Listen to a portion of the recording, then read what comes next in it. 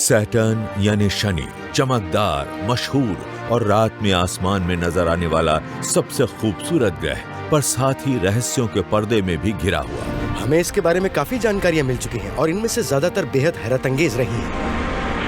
हमें लगा हमें इनकी समझ है, पर ऐसा नहीं है। सैटर्न ग्रह पर चरम मौसम और अजीबोगरीब रोशनियां हैं। इसके छल्ले लहराते और बल खाते रहते हैं और इसके 60 से ज्यादा कमाल के चंद्रमा हैं। ये सब अलग अलग दुनियाएं हैं, सबकी अलग अलग कहानियां हैं। ये ग्रहों के किसी खोजी के लिए खजाना है। परग्रही जीवन की खोज के हिसाब से सैटर्न के चंद्रमा सबसे दिलचस्प जगह है।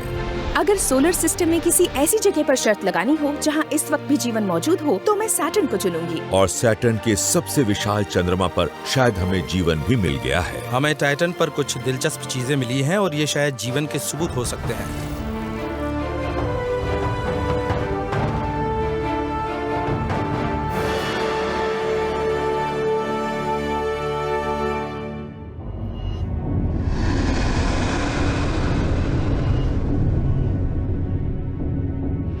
सैटर्न रात में आसमान में चमकने वाला ये ग्रह अपनी खूबसूरती और विशालता से मोह लेता है। ये बहुत बड़ा है, इतना बड़ा कि इसमें 700 से ज्यादा पृथ्वियां समा जाएं। लेकिन इसके आकार के धोखे में मत आइए। सैटर्न के बारे में एक दिलचस्प बात यह है कि इसमें जितनी सामग्री है उसके हिसाब से ये बहुत बड़ा है और इसीलिए इसका घनत्व पानी से भी कम है। एक पुराना लतीफा है कि अगर आप सैटर्न के आकार के हिसाब से एक बड़ा बाथटब लेकर उसे पानी से भरें तो सैटर्न उसमें तैर जाएगा, लेकिन इसका एक छल्ला बचा रह जाएगा। दूसरे ग्रहों के भी छल्ले होते हैं, लेकिन वो सैटर्न जितने बड़े और शानदार नहीं होते। मुख्य छल्लों के बाहरी हिस्से से अंदरूनी छोर तक का सफर 1,05,600 किलोमीटर का होता है, लेकिन फिर भी धूल और बर्फ के कणों का ये विशाल संग्रह बेहद पतला होता है, कुछ जगहों पर सिर्फ कुछ 1 मीटर मोटा।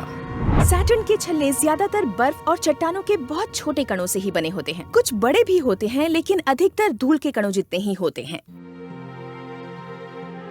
इन छल्लों के अंदर और इनसे काफी बाहर पत्थरों और बर्फ से बने 60 से भी ज्यादा चंद्रमा परिक्रमा करते रहते हैं। इनका आकार बर्फ की छोटी गेंदों से लेकर ऐसी दुनियाओं जितना बड़ा है जिनकी अपनी सक्रिय जियोलॉजी है, जहां तरल पानी, मौसम प्रणालियां और सूर्य की गर्मी से अरबों मील की दूरी पर होने के बावजूद शायद जीवन भी है। वहाँ बहुत ज्यादा ठंड है, तो हमें लगा कि वहाँ कुछ भी नहीं होगा, लेकिन हम गलत थे। ये हमारी गलतफहमी थी। सैटर्न की पहली चौंकाने वाली बात है इसका उथल-पुथल भरा मौसम। सैटर्न पर आने वाले तूफान बेहद उग्र होते हैं। हमारी पृथ्वी पर ऐसे तूफान नहीं आते हैं। असल में सैटर्न पर तो पूरे सोलर सिस्टम में सबसे तेज रफ्तार वाली हवाएं चलती हैं। ये हवाएं सैटर्न के बादलों के ऊपर से 1600 किलोमीटर प्रति घंटा से भी तेज रफ्तार से चलती हैं। यानी ये पृथ्वी के सबसे दमदार साइक्लोनों से भी 4 गुना ज्यादा तेज है।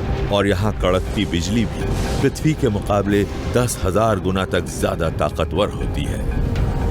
सैटर्न पर हर चीज ही पृथ्वी के मुकाबले बहुत बड़ी है। वहाँ की मौसम प्रणालियाँ पृथ्वी जितनी या इससे भी बड़ी हैं। सैटर्न का ये खतरनाक मौसम हैरत में डालता है, क्योंकि पृथ्वी पर मौसम सूरज की गर्मी से संचालित होता है। इस कारण समुद्रों से पानी भाप बनकर उड़ता है, उससे बादल बनकर बारिश होती है। लेकिन सैटर्न को सूर्य से बहुत दूर होने के कारण ऐसी गर्मी नहीं मिलती, तो इसके मौसम को चलाने वाली गर्मी इसे कहीं और से मिल रही होगी। गर्मी के इस रहस्यमय स्रोत को समझने के लिए हमें 4.5 अरब साल पीछे लौटना होगा, जब छल्लों वाले इस ग्रह का जन्म हुआ।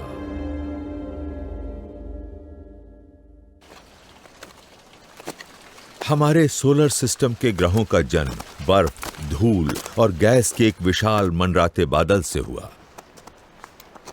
यही चीजें पृथ्वी पर आज भी आइसलैंड जैसी जगहों पर मिलती है, जहां ज्वालामुखी की राख का मेल बर्फीले ग्लेशियरों से होता है।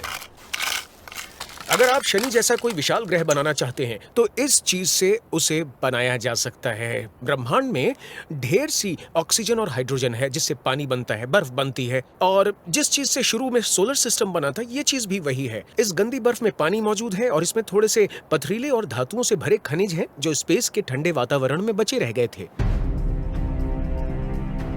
4.5 अरब साल पहले बर्फ के गंदे कणों से बना और हाइड्रोजन और हीलियम से घिरा एक विशाल बादल अपनी ही ग्रेविटी के तले ढह गया और इसके केंद्र में जन्म लिया एक नए सितारे, हमारे सूर्य ने। इस नए सितारे की गर्मी ने अपने सबसे नजदीक मौजूद बर्फ को पिघला दिया और गैस को उड़ा दिया।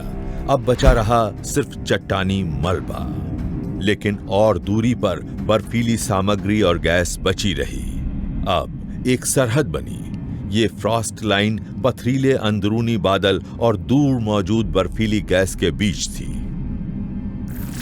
अगर आप इस अलाव को जला दें तो फिर अंदरूनी सोलर सिस्टम में बची रहेगी ये चीज। ये है सिलिकेट मिनरल जिनसे हमारी पृथ्वी जैसा कोई ग्रह बनता है। लेकिन सूर्य से काफी दूरी पर जहां ठंड ज्यादा होती है, यानी फ्रॉस्ट लाइन के पार, तो वहां इतनी ठंडक होती है कि बर्फ का वजूद बचा रहे, और ये बर्फ काफी होती है। शुरू में इस सामग्री से एक तरह का ठोस कोर बनता है, लेकिन जब मास काफी ज्यादा हो जाता है तो ग्रेविटी का असर इतना हो जाता है कि सीधे ही अंदरूनी ग्रहीय बादल की तरफ हाइड्रोजन और हीलियम खींचने लगती है।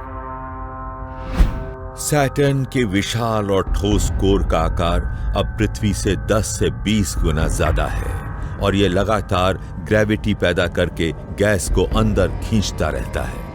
गैस की ये गेंद जितनी बड़ी होती जाती है, ये उतनी ही ज्यादा सामग्री अंदर खींचती जाती है। फिर सैटर्न की जबरदस्त ग्रेविटी अपने कमजोर वायुमंडल पर असर दिखाते हुए इसे कंप्रेस करती है, और जैसा कि दबाव के तहत किसी गैस के साथ होता है, ये बहुत गर्म हो जाती है। आज भी सैटर्न का उच्च दबाव वाला वायुमंडल इसके कोर को 21,000 डिग्री तक गर्म कर देता है। ये सूर्य की सतह के तापमान से 2 गुना तापमान है। ऊपर उठती इसकी गर्मी की वजह से सैटर्न के ये अनोखे छल्ले बनते हैं और इसके चरम मौसम को चलाते हैं। सैटर्न बहुत तेजी से घूमता रहता है।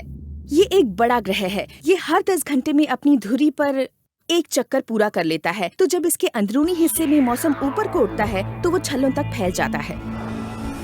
सैटर्न के उत्तरी ध्रुव पर ये छल्ले कुछ ऐसा करते हैं जो पहली नजर में असंभव सा लगता है।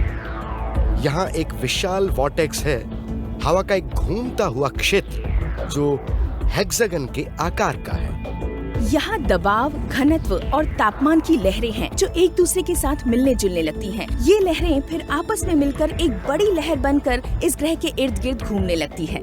ये विशाल लहर फिर एक स्थायी सिलसिला बन जाती है, क्योंकि नीचे कोई चट्टानी सतह नहीं होती जो इसे बनाने वाली हवाओं को रोक सके। इनसे एक बहुत ही खूबसूरत और स्पष्ट हेक्सागन बन जाता है। ये सैटर्न की एक कमाल की खासियत है। सैटर्न की कल्पना इसके छल्लों के बिना कीजिए तो यह आपको अंतरिक्ष के अंधेरे में तैरता हल्के पीले रंग का ग्लोब जैसा लगेगा, लेकिन छल्लों के साथ इसकी शान में 4 चांद लग जाते हैं। बेशक जो चीज हर किसी का ध्यान सैटर्न की तरफ खींचती है वो है इसके छल्ले। इसे लेकर कहानियां बनी हैं। रात में आसमान में जिसने भी इसे देखा है वो इनसे प्रेरित हुआ है। जब मैं 4 या 5 साल का था तो मेरे माता पिता ने मुझे एक छोटा टेलीस्कोप खरीद कर दिया, और मुझे याद है कि मैं उस पर नजर गड़ाकर इस चमकते ग्रह को देखा करता था।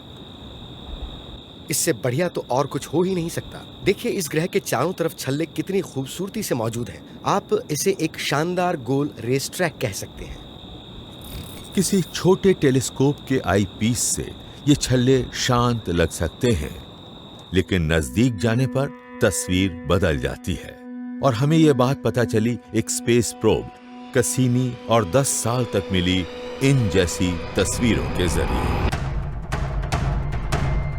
बर्फ के कण स्टॉक कारों की तरह अपनी पोजीशन लेने के लिए लाखों किलोमीटर प्रति घंटा की रफ्तार से छल्लों के अंदर दौड़ते रहते हैं, और इन बर्फीले कणों का आकार घरों जितना बड़ा भी होता है और पाउडर जैसा महीन भी। हम जब कैसिनी के जरिए सैटर्न तक पहुंचे और उसे लगातार देखा तो जाना कि ये ग्रह कितना पेचीदा है। यहाँ इस ग्रह और तमाम चंद्रमाओं की ग्रेविटी छल्लों, चंद्रमाओं और ग्रह के साथ इंटरैक्ट करती है। ये तमाम चीजें इस पूरे सिस्टम को एक ऐसे स्तर पर तराशती हैं जो छोटा भी है और बड़ा भी है, और ये बात इस शानदार ग्रह को सोलर सिस्टम का खास नगीना बनाती है।